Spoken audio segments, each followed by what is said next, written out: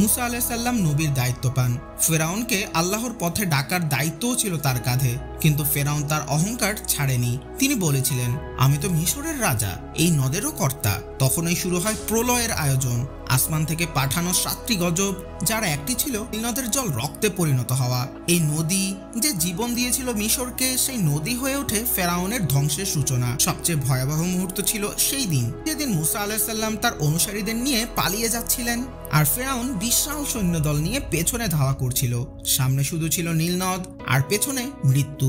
ঠিক তখনই আল্লাহর নির্দেশে মুসা আলাইহিস সালাম লাঠি ছুঁয়ে দেন নদীতে, আর নীল নদ দ্বিখণ্ডিত হয়ে পথ তৈরি করে দেয় মুসা আলাইহিস সালামের বাহিনীর জন্য।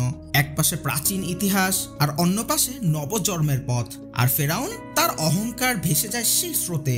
আল্লাহ বলেন, আজ আমি তোমার মৃতদেহ রক্ষা করব, যেন তুমি হয়ে ওঠো ভবিষ্যতের জন্য এক নিদর্শন। প্রায় 6600